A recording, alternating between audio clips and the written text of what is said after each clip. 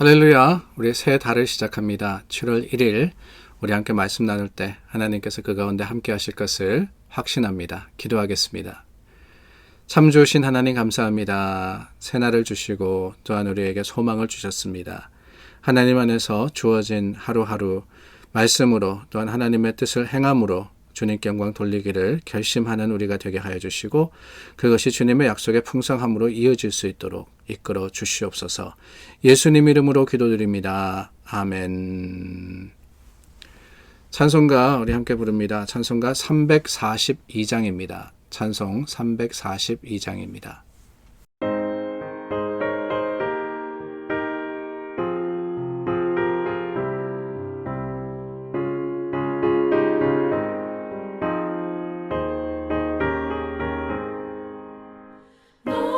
시험을 당해 죄 짓지 말고 너 용기를 다해 못 물리치라. 너 시험을 이겨 새 힘을 얻고 주 예수를 믿어 늘 승리하라. 우리 구주의 힘과 그의 위로를 빌라. 주님 내 편에 서서 항상 도우시리. 내 친구를 삼가 잘 선택하고 너네를 삼가 늘 조심하라. 너 열심을 다해 늘 충성하고 온 정성을 다해 주 봉사하라. 우리 구주의 힘과 그의 위로를 빌라. 주님 내 편에 서서 항상 도우시리.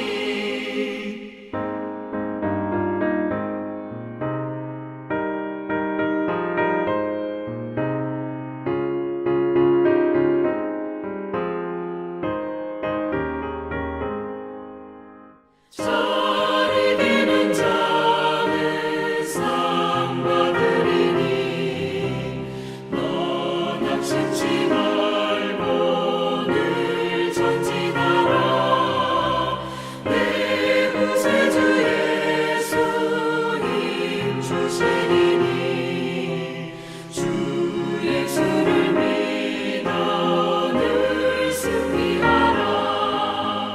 우리 구주의 힘과 그의 위로를 빌라. 주님 내 편에 서서 항상 도우시리.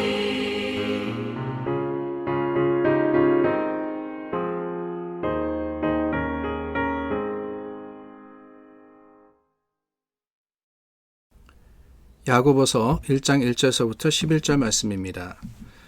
하나님과 주 예수 그리스도의 종 야고보는 흩어져 있는 12지파에게 문안하노라. 내 형제들아, 너희가 여러 가지 시험을 당하거든 온전히 기쁘게 여기라. 이는 너희 믿음의 시련이 인내를 만들어내는 줄 너희가 알미라. 인내를 온전히 이루라. 이는 너희로 온전하고 구비하여 조금도 부족함이 없게 하려 함이라. 너희 중에 누구든지 지혜가 부족하거든 모든 사람에게 후히 주시고 꾸짖지 아니하시는 하나님께 구하라.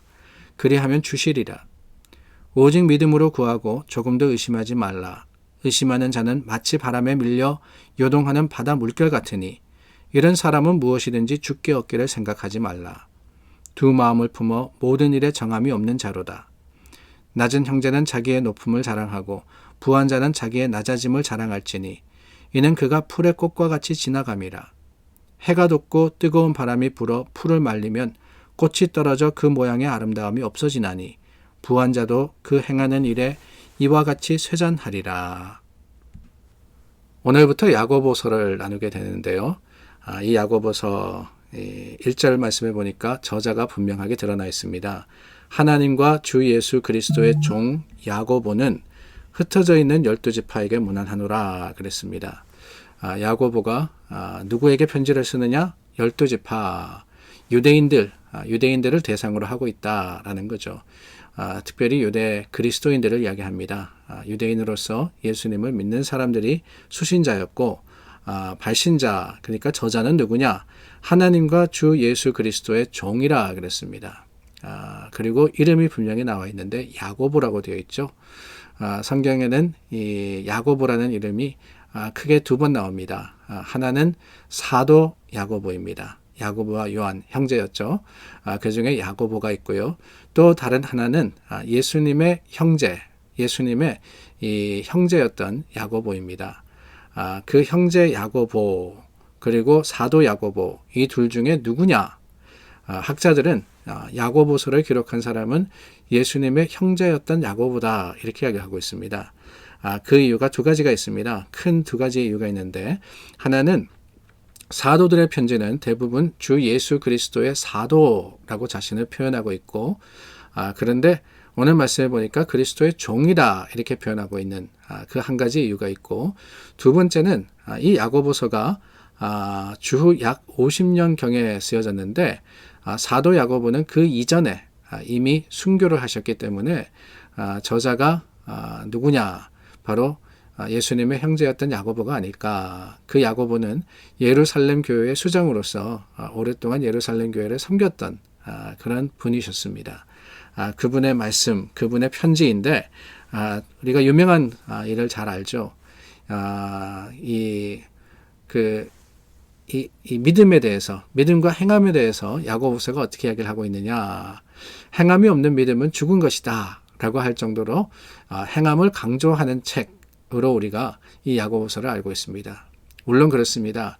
야고보서의 그 말씀들을 통해서 야고보는 행함을 강조합니다. 믿는 것, 물론 당연히 믿어야죠. 그러나 그것으로 그치는 것이 아니라 행함으로써 그 믿음을 드러낼 때 그것이 올바른 칭의, 그러니까 의롭게 함을 받은 사람의 삶의 모습인 것이다 라고 하는 겁니다. 우리가 그 배경적인 이 부분들을 기억하며 오늘 말씀을 보기를 원하는데 오늘 말씀에 보면은 이 받는 12지파 유대 그리스도인이라 그랬습니다. 그들의 형편이 짐작되어 보입니다. 2절부터 보니까 여러 가지 시험을 당하거든 그렇게 이야기를 하죠. 여러 가지 시험을 당하거든. 그 당시에 있었던 핍박과 박해 그리고 참 교회들에 닥치는 여러 가지 어려움들 이런 것들을 마음에 두고 야고보가 편지를 쓴 겁니다. 근데 뭐라고 하십니까? 여러 가지 시험을 당하거든 온전히 기쁘게 여기라. 사실 이 말은 모순입니다. 시험이라는 것과 기쁨이라는 것이 어떻게 갈 수 있겠어요? 시험을 당하면 기쁠 수 없는 것이고 기쁘다 그러는 것은 시험이 없는 것임을 세상은 이야기를 하는데 이 둘을 한꺼번에 이야기를 하고 있는 거예요. 시험을 당하거든 기쁘게 여기라. 어떻게 그럴 수 있느냐? 다른 게 아닙니다. 그 시험의 의미가 무엇이냐라는 것을 우리가 알기 때문에 그럴 수 있는 겁니다. 우리가 당하는 시험이 아무런 목적과 뜻이 없는 것이 아니라는 것을 분명히 알면 어쩔 수 있느냐? 기쁘게 여길 수 있습니다. 시험이라는 것, 그 시험의 결과가 무엇입니까? 다른 게 아니에요. 3절 말씀해 보니까 믿음의 시련이 인내를 만들어낸다 그랬습니다. 인내를 만들어낸다. 그리고 그 인내가 어떻게 하느냐? 4절에 가서는 너희로 온전하고 구비하여 조금도 부족함이 없게 하기 위해서다. 우리가 부족함이 없이 하나님의 말씀대로 그 말씀에 합당한 삶을 살기 위해서는 반드시 인내가 있어야 되는데 인내라는 것은 그저 내가 힘낸다 그래서 생기는 것이 아니라는 거죠. 내가 어떻게든 견디고 어떻게든 버텨보고 어떻게든 해보겠다 그럴 때 그것이 진정한 인내, 그것이 끝까지 견디고 이기게 하는 인내가 되는 것이 아니라 무엇이라고요? 믿음의 시련, 믿음의 시련. 그 시련을 통해서 우리가 직접적인 체험, 그 체험의 능력으로서 생기는 것이 인내이고 인내가 우리를 부족함이 없도록 채우시기 때문에 우리는 시험을 당할 때 어떻게 하느냐? 그 힘들고 어려운 것만 볼 것이 아니라 그 결과를 바라보면서 기뻐할 수 있는 겁니다. 그렇습니다. 쉬운 일은 아니에요. 우리가 견디고 이긴다, 인내한다. 그 자체가 상당히 힘든 일입니다. 그러나 여러분, 우리에게는 소망이 있기 때문에 그 소망이 우리로 하여금 하나님 앞에 바로 서게 하는 거 아니겠어요? 오늘을 살아가면서 참 여러 가지 문제와 어려움들이 없을 수가 없습니다. 교회도 그렇고 우리 성도의 삶에도 그렇습니다. 그러나 여러분, 그럼에도 불구하고 우리가 찬송할 수 있는 이유가 어디에 있느냐? 다른 데 있는 게 아니죠.